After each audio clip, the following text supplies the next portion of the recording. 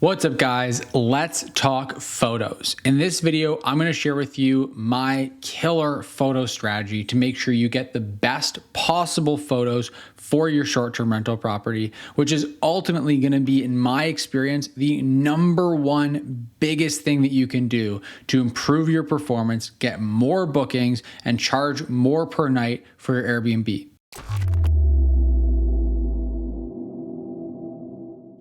So getting really great top tier photos should skyrocket your revenue, skyrocket your bookings beyond what you're currently doing if you're currently running with bad or just mediocre or even good, not great photos. So here is an exhaustive list of everything that I do to make sure that my photos are absolutely spectacular. Now, starting out, I always make sure that I use a professional photographer.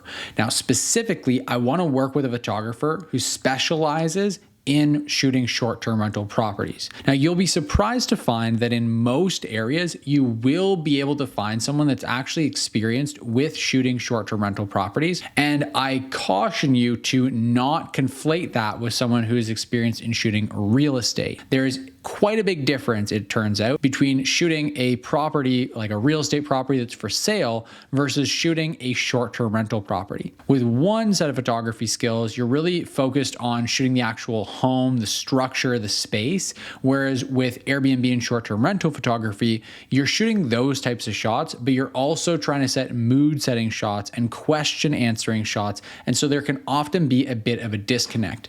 If you're in a pinch and you cannot find an experienced Airbnb or short-term rental photographer in your area, then you can go with a real estate photographer. But in my experience, you're going to want to give them a lot more specific guidance than you would to someone that actually specializes in shooting short-term rental properties to make sure they get the right shots, the right types of shots, the right angles, the right lighting, all these different things. So that's the starting point, is getting the right professional photographer.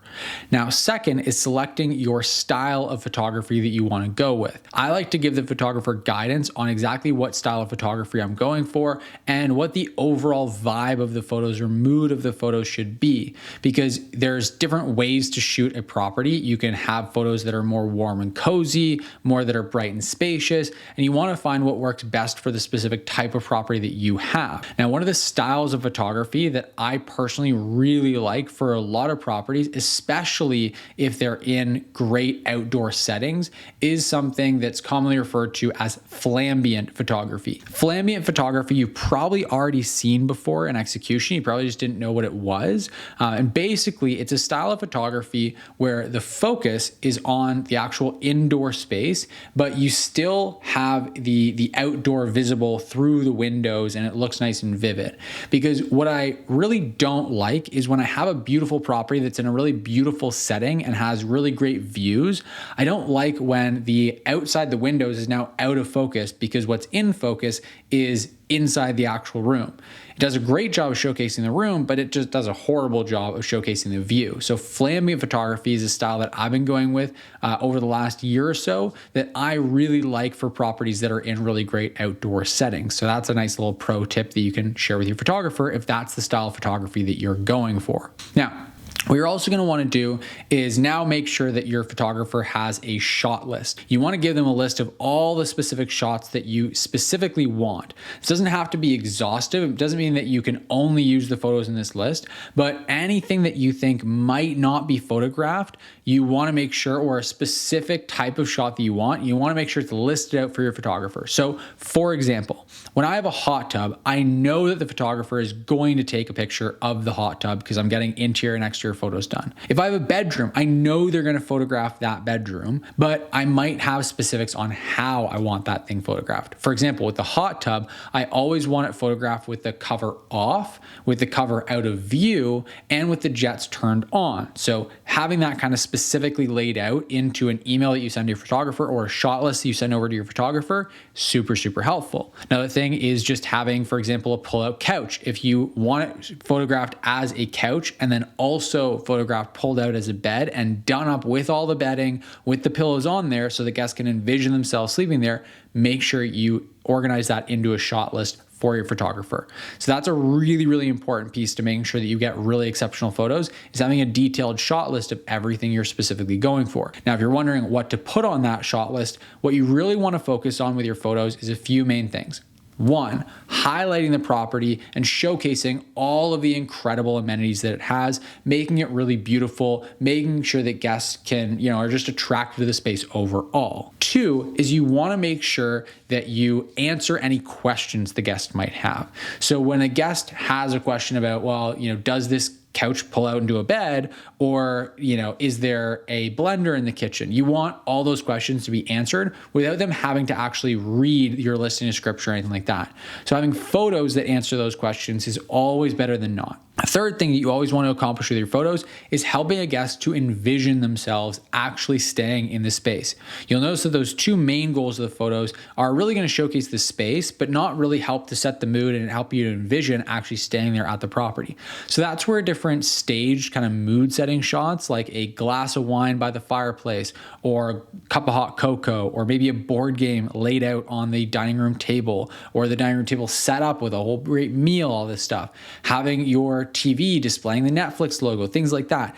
Those are great mood setting shots that help people to envision themselves in the space.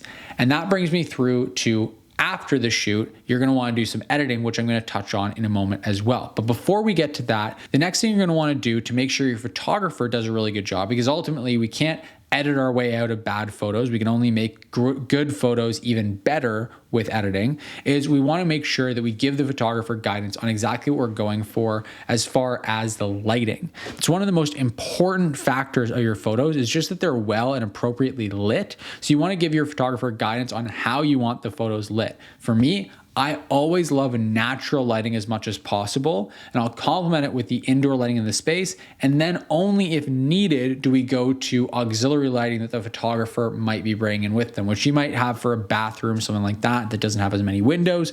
But for the most part, we want to use as much natural lighting as possible. That's just what tends to perform the best on Airbnb, on short-term rentals. You also want to advise the photographer on what time of day to go by. I recommend they go by during or close to golden hour, so that any of your outdoor shots are happening as the sun's kind of setting. You got the best colors in the sky. Now, that kind of stuff can be edited in post, but you really do want to maximize the amount of minimize the amount of post-production you need to do on these photos. So having them go by around golden hour is also super, super helpful.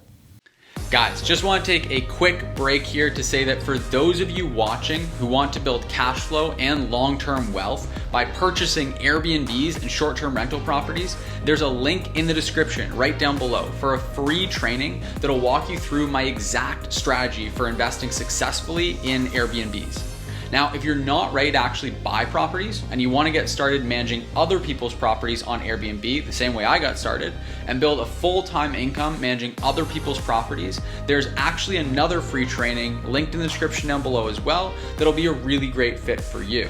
So whether you want to invest in short-term rental properties and actually build amazing cash flow and long-term wealth by acquiring the assets, buying the properties themselves, or you're looking to earn a full-time income managing other people's properties on Airbnb, we've got some awesome trainings that are linked in the description down below that'll definitely help you out. When you sign up for the trainings, we're also going to send you a few other tools and resources completely for free just to help you get started. Again, the links to sign up are in the description down below, and both trainings and all the tools are completely free. So make sure to register for the trainings, links in the description down below. Next, in terms of guidance that you're going to be giving to your photographer, the one last thing that I like to ask my photographer for is a stunning cover image. I like to let them know that I really want a standout cover photo for the property, and that they should kind of be looking for that and searching for it when they're there at the property.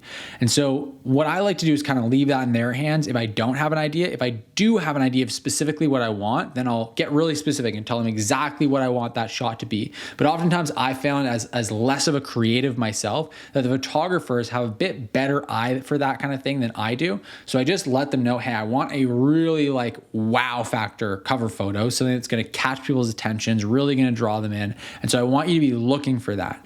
And that's really, really helpful because that cover photo is obviously a very, very important individual photo in your listing. Now that you've done all that, you've found a really great photographer, you've given them all the right guidance, the shot list, the lighting, all those other things. Now they can go by and do a really fantastic job. And then the last step is then just going to be post-production and organizing the photos. So post-production should be pretty straightforward. Ideally, you're not going to want to do very much in post-production other than maybe changing out the lighting in some of the photos. I like to take some of my outdoor photos and change the skylight to be like, if it's a bit cloudy or a little bit overcast that day, I'll change out the sky to be a nice blue, maybe do like a dusk or a dawn set. I also like to sometimes Photoshop in fire into the fire pit if it wasn't already going, so people can again just envision themselves there. Do things like adding the Netflix logo onto the TV screen if it is a smart TV, just so that people know that it's a smart TV. And then just in post-production, if ever anything was left out on a table or something like that shouldn't be there, oftentimes we can just erase that so that it doesn't, show up and isn't this kind of weird out of place thing in the photos. So post-production should be pretty minimal if you've done a really great job on the front end of making sure your photographer gets the right shots and the right style with the right lighting, all that kind of stuff. Then the last piece is then just organizing your photos. This is often very, very overlooked. And so you've gone to all this work of getting really great photos. Now the last step is just to organize them in a way that makes the most sense for guests and that is going to cause them to want to actually keep looking through the photos and ultimately to book your place.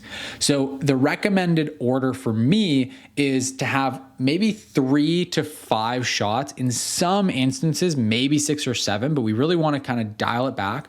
We want to have maybe 3 to 5 shots in the beginning, your first few photos, that really highlight some of the main draws to that property, the reasons that guests are going to want to book your place, obviously with the cover photo being the most important one.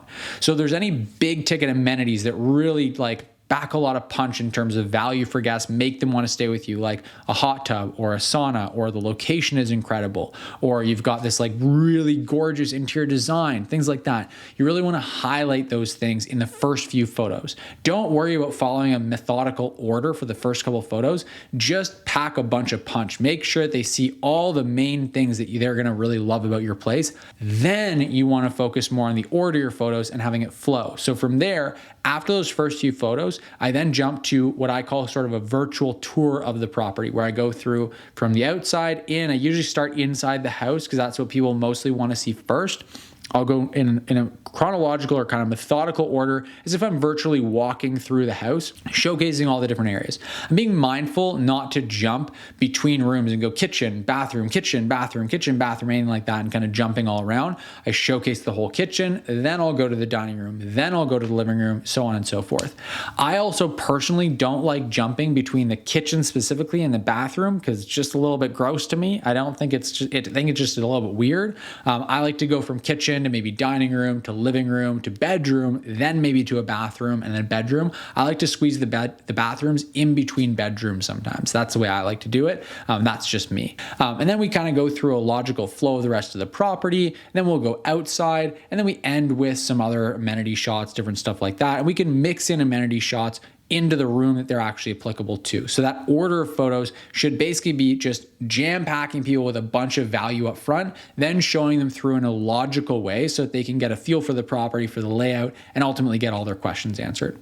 So that is my kind of ultimate guide on how to get incredible photos for your short-term rental and make sure that they're maximizing, you're making as much money as possible through your photography. If you have any other thoughts, comments, questions, concerns, anything you want to share with me, let me know in the comment section down below. If you like this video, if it was valuable to you, if it helped to give you some insights that you're going to go and apply with your listing, then make sure you let me know by hitting the like button on this video. It does help me out tremendously with growing this channel and getting these videos in front of more people. So please give this video a like, and obviously subscribe to the channel as well. If you're new here, if you haven't yet subscribed, make sure you hit that subscribe button. We post 2 new videos every single week without fail here on the channel. So if you like this and want more of it, hit the subscribe button as well. With all that said, thank you so much for watching this video, and I will see you in the next one.